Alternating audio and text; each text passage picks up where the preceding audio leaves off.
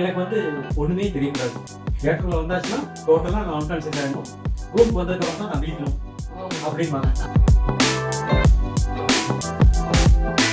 இது வந்து ஒரு 4 இயர்ஸ் ஓல்டு பேபிக்கு ஹெர்னியா சர்ஜரிக்காக கூப்பிட்டுருந்தாரு. Twin baby. இந்த பேபியோட அந்த கூட இருந்த அந்த இன்னொரு ட்வின் பேபி வந்து இதே இது ஒரு 1 இயர் முன்னாடி சேம் ப்ராப்ளத்துக்காக சர்ஜரி பண்ணது. 1846 அக்டோபர் 16 ஸ்டில் அக்டோபர் 16 தான் ஃபர்ஸ்ட் டெமான்ஸ்ட்ரேட் பண்ணாங்க. Successful anaesthesia. அனஸ்தீசியா ஒன்று வராமல் இருக்குங்க. சர்ஜரியோட டெவலப் ஆயிருக்கும். மோஸ்ட் ஆஃப் த பீப்புள் என்ன சொல்றாங்கன்னா, எனக்கு வந்து ஒண்ணுமே தெரியக்கூடாது. தியேட்டர்ல வந்தாச்சுன்னா டோட்டலா நான் அன்கான்ஷியஸ் ஆயிடணும்.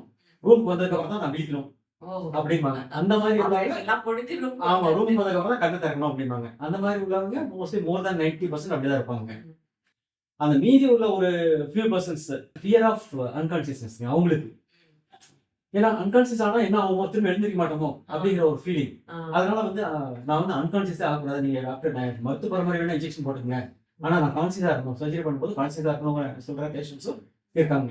அது வெரி ஃபியூ பேஷண்ட்ஸ் அந்த மாதிரி இருப்பாங்க. உங்களுக்கு என்ன டிசீஸ் இருக்கு, என்ன சர்ஜரி பண்ண போறாங்க, உங்களுடைய பாடி கண்டிஷன் எப்படி இருக்கு, அதே மாதிரி அந்த பர்டிகுலர் சர்ஜரிக்கு என்ன பர்டிகுலர் டெக்னிக் இஸ் பெஸ்ட், இந்த பேஷண்ட்டுக்கு இந்த சர்ஜரிக்கு எது பெஸ்ட் அப்படிங்கறத டிசைட் பண்றது குவாலிஃபைட் பர்சனான அனஸ்தீசிஸ்ட்க்கு பெட்டரா தெரியும். ஸோ அதனால உங்களுக்கு வேற எதுவும் ப்ராப்ளம் இருந்தாலும் டிஸ்கஸ் பண்ணிக்கலாம். எனக்கு இப்படி தான் எனக்கு தோணுது, நீங்க என்ன சொல்றீங்க.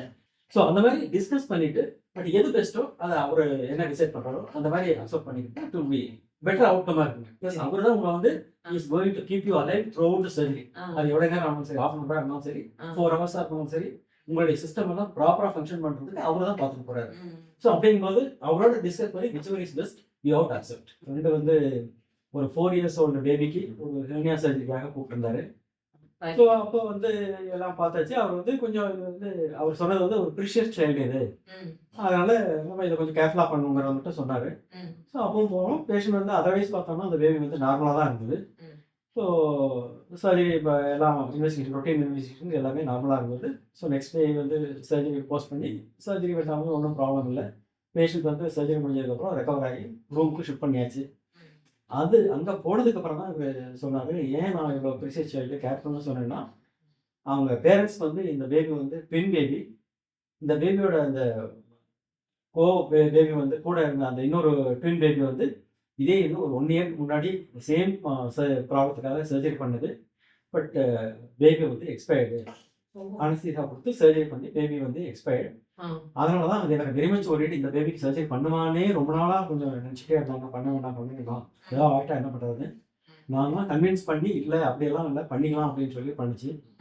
ஸோ அதனால தான் நான் இப்போ உங்கள்கிட்ட சொல்கிறேன் அப்படின்னு சொல்லி சொன்னாங்க. ஏன்னா இல்லாட்டி நீங்கள் ரொம்ப டிஸ்டர்ப் ஆகிடுவாங்க. இது வந்து முன்னாடி இந்த மாதிரி இன்சிடென்ட்னா ஏதாவது ட்வின்ஸுன்னு போது ஏதாவது ப்ராப்ளம் வருமோன்னு நீங்கள் கொஞ்சம் டிஸ்டர்ப் ஆகுங்க. நான் ஒன்றும் சொல்லலை. பட் இதனால தான் சொன்னேன் ப்ரெஷஸ் சைல்டுன்னு. So same surgery, same age group twins. But ஒரு பேபிக்கு வந்து அந்த மாதிரி நடந்திருக்கு. ஆனால் இந்த பேபிக்கு ஒன்றும் பிரச்சனை இல்லை, நார்மலாக போச்சு. ஆப்ரேஷன் சரி, அனஸ்தீசியாவும் சரி, ஆப்ரேஷன் சரி, எந்த பிரச்சனை இல்லாமல் பேபி ரெக்கவர் ஆயிடுச்சு.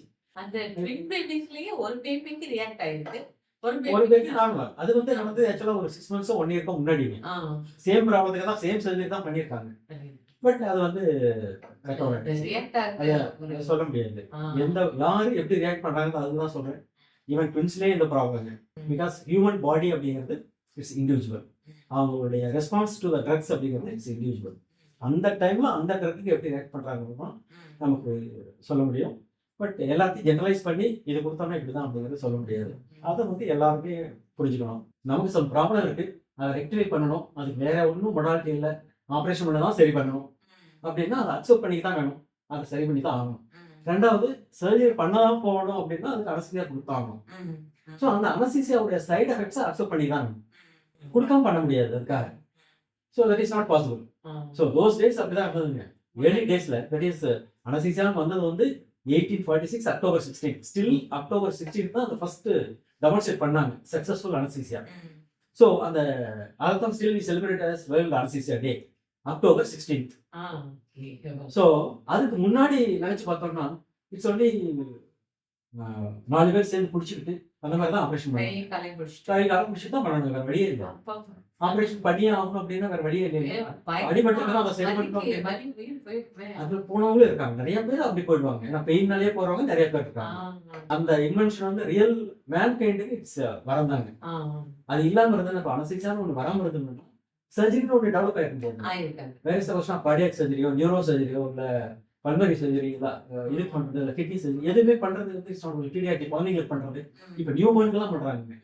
ஸோ இதெல்லாம் வந்து அனசிக்ஸால டெவலப் ஆகாம சர்ஜரி மட்டும் இல்லைங்க, அது டெவலப் ஆச்சு. அதனால சர்ஜரியும் இந்த அளவுக்கு பண்ண முடியுது, ஸோ அட்வான்ஸ் ஆச்சு. ஸோ அதனால ஹியூமன் மேன்கைண்டுக்கு வந்து இது வந்து ஒரு ரியல் வரணும் வரணும். டெஃபினட்டாக.